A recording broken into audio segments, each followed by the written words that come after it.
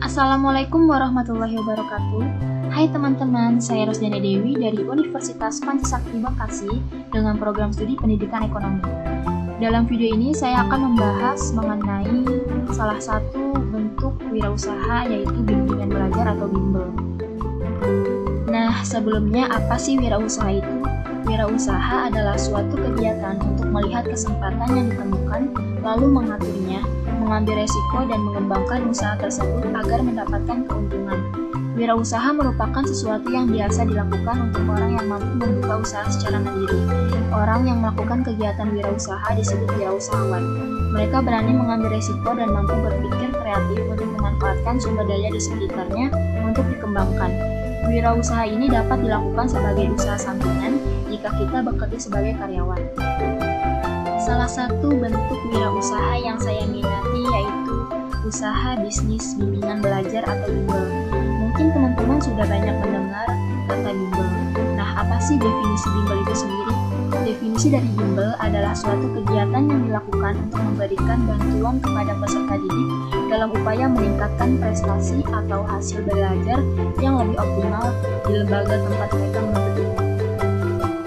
Bisnis usaha bimbingan belajar ini termasuk bisnis yang banyak dijalankan di Indonesia. Banyak kita temui di kota-kota besar, beragam bisnis bimbingan belajar dari skala kecil hingga skala nasional. Banyak macam usaha bimbingan belajar yang menyediakan jasa, dimulai dari memberikan jasa bimbingan belajar mulai dari SD sampai SMA, maupun bisnis bimbingan belajar yang menyediakan layanan khusus tertentu seperti tes CPNS, tes masuk perguruan tinggi, lulusan ujian nasional, atau hanya menyediakan jasa bimbingan belajar bidang studi tertentu seperti matematika, bahasa Inggris, menggambar, komputer, dan lain sebagainya. Nah, apa sih prospek usaha bisnis bimbingan belajar ini hingga menjadi wirausaha yang sangat diminati dan dibutuhkan oleh masyarakat? Yang pertama itu karena tuntutan dunia pendidikan yang makin kompetitif. Yang kedua, pelajaran sekolah yang semakin beragam dan rumit. Yang ketiga, pelajaran di sekolah masih kurang untuk menambah daya saing siswa. Dan yang terakhir, kurangnya waktu orang tua untuk memperhatikan pendidikan putra-putrinya karena urusan pekerjaan ataupun urusan lainnya. Apa saja sih persiapan yang kita lakukan untuk membangun bisnis bimbingan belajar ini? Yang pertama yaitu tempat usaha.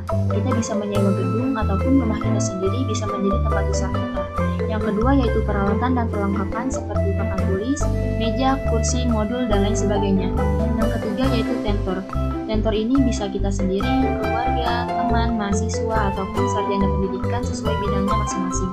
Yang keempat yaitu promosi, adalah bagaimana kita mempromosikan bimbel kita agar diminati oleh masyarakat. Kemungkinan hambatan bisnis bimbingan belajar yang kita alami diantaranya yang pertama modal. Jika kita melakukan usaha ini bersama teman kita bisa mensiasatinya dengan cara patungan. Yang kedua, sepi peminat. Kita bisa mengatur ulang sistem atau metode pengajaran kita berikut promosinya, fasilitas pengajaran, ataupun lokasi bimbel kita. Yang ketiga, persaingan usaha. Kita harus memberikan pelayanan terbaik, memperbarui modul ajar, seragam kerja bagi karyawan, dan lain sebagainya. Nah, ada 5 tips nih supaya kita bisa sukses membuka usaha bimbingan belajar. Yang pertama, awali dari rumah. Kenapa? Karena jika kita baru mulai usaha bimbingan belajar, sebaiknya jangan menyewa tempat terlebih dahulu, karena itu membutuhkan dana yang cukup besar dan sangat berisiko, sehingga kita bisa menggunakan ruangan kosong di dalam rumah kita, atau kita bisa menggunakan ruang tamu sebagai tempat bimbel kita. Yang kedua, bekerja sama dengan teman. Nah, kita bisa banget nih berkolaborasi dengan teman kita, karena kita bisa saling tukar ide dan juga membagi beban kepada teman kita. Yang ketiga, marketing yang tepat. Kita harus melakukan pemasaran atau promosi dengan sedikit namun efektif, dengan cara menyebarkan brosur ke sekolah, ataupun memberikan tester les gratis agar mereka menyadari kualitas dari pengajaran kita. Yang keempat, administrasi yang rapi. Kita juga perlu mengelola administrasi bimbel dengan rapi. Pisahkan antara pekerjaan mengajar kita dengan bimbel, termasuk silabus yang kita gunakan. Yang terakhir, kelola keuangan dengan baik. Tidak hanya administrasi dokumen saja yang perlu kita rapikan, tetapi juga administrasi keuangan. Pisahkan antara keuangan pribadi kita dengan keuangan bimbel. Nah, ternyata usaha bimbingan belajar ini memberikan kontribusi terhadap perekonomian loh. Yang pertama itu menciptakan lapangan pekerjaan bagi masyarakat. Karena dengan membuka usaha bimbingan belajar ini, kita pasti melibatkan banyak SDM dan tentunya akan menciptakan lapangan pekerjaan baru bagi masyarakat. Yang kedua, meningkatkan kesejahteraan masyarakat.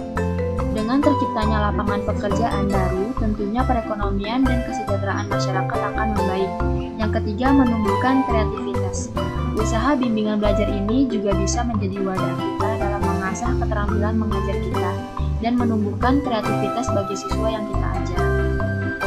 Baiklah, demikian sharing mengenai salah satu bentuk wirausaha yaitu usaha bimbingan belajar. Sekian dan terima kasih. Wassalamualaikum warahmatullahi wabarakatuh.